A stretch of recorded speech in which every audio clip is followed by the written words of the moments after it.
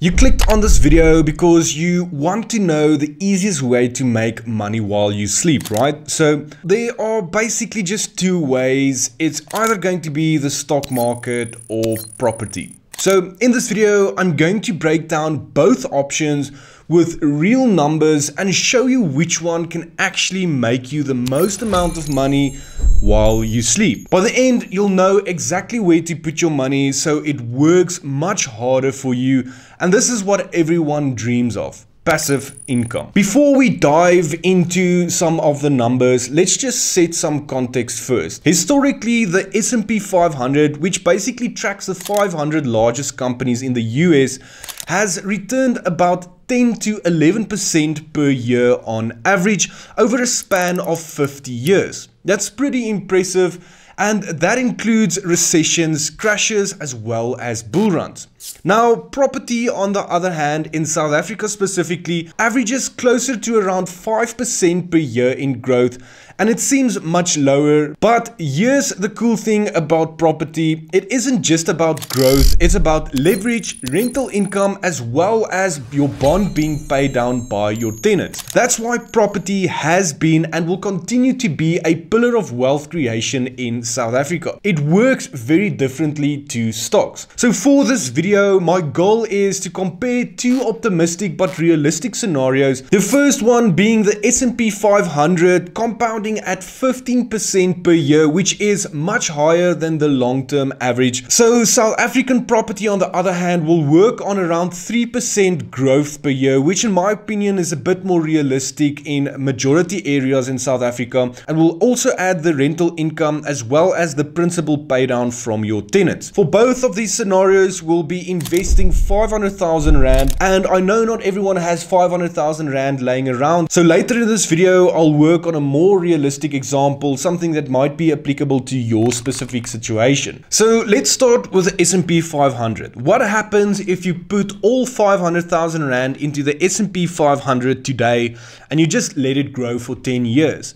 For this example, we'll assume lump sum investing. This is the strategy that I like to follow. And it basically just means we invest the full amount at once. And historically, lump sum investing tends to outperform dollar cost averaging because the market generally rises over time. Dollar cost averaging, on the other hand, smooths out volatility but can slightly reduce returns in a rising market. So this is what it actually looks like. After the first year at 15%, your money grows to about 575,000 Rand. By year 3, around 760,000 Rand. By year 5, you cross the 1 million Rand mark. And after 10 years, the investment grows to roughly 2.02 million Rand. And that's a profit of about 1.5 million Rand. No tenants, no maintenance, and no bond repayments. Your money just compounds quietly in the background. That's why a lot of people want to invest in the S&P 500. And the big advantage is liquidity. If you want to sell, you can literally sell it at a click of a button. You can do it so easily. But here's the important part. Past returns doesn't guarantee future performance. Markets are volatile. Crashes, inflation, interest rate changes, or even political events like Donald Trump basically just speaking can cut into your returns at the end of the day. The trend has been very strong in the past, but there's always risk involved. Now, let's quickly have a look at property. We'll take the same 500,000 Rand. After transfer and registration costs, you could buy something worth, let's say, around 1.6 million Rand. And let's say it's a multi-let property designed for higher rental yields. This is something that I teach in my property course and coaching program. So if you want to find out how you can buy a property that generates, let's say, 20,000 Rand in cash flow, definitely check that out. So here's what happens over 10 years. Your capital growth at 3% per year, your 1.6 million Rand grows to about 2.15 million Rand. Your bond pay down, remember your tenant actually pays your bond. And after 10 years, about 839,000 Rand is still left on your bond. But the magical part is the cash flow. Let's say this property generates a cash flow amount of 20,000 Rand per month, or around 2.4 million Rand in that decade. So if we add everything together, and remember we deduct the amount that we still owe the bank, that gives us roughly 3.7 million Rand in revenue, or 3.2 million Rand profit after deducting the 500,000 Rand investment. That's basically double the net income compared to the S&P 500 scenario.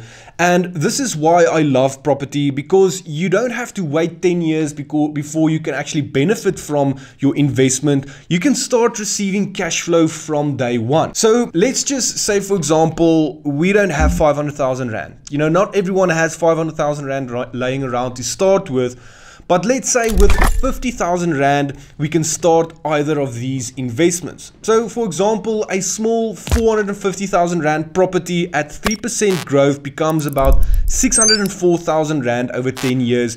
With no extra deposit, your monthly cash flow would be around 1,000 Rand, totaling about 120,000 Rand over that decade. After paying off the bond, roughly 328,000 Rand remains. So your total profit, including your growth as well as your cash flow, comes to around 448,000 Rand. Compare that to investing 50,000 Rand in the S&P 500, again at 15% per year, which would grow to about 200 or 202,000 Rand over 10 years.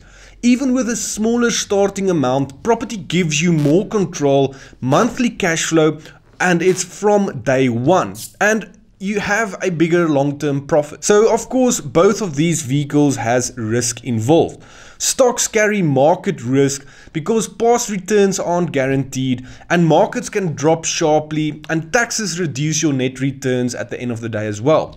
The other downside is the only way you can benefit from your investment is by selling your investment. So if you had to invest for 10 years, you wait 10 years, so you don't benefit from your investment for 10 years. Don't get me wrong, property on the other hand has its own risk, and it's completely different risk. You sit with issues like vacancies, repairs, bad tenants, or rising interest rates, and it's not a liquid asset. You can't just sell your property at a click of a button. And then we get to taxes. Taxes on rental income and capital gains reduces your bottom line at the end of the day. Both of these are risky, just in very different ways. So the takeaway, in my opinion, is the S&P 500 gives you hands-off liquid compounding growth, whereas property gives you cash flow, leverage, and tenants paying down your debt, which can accelerate wealth far faster.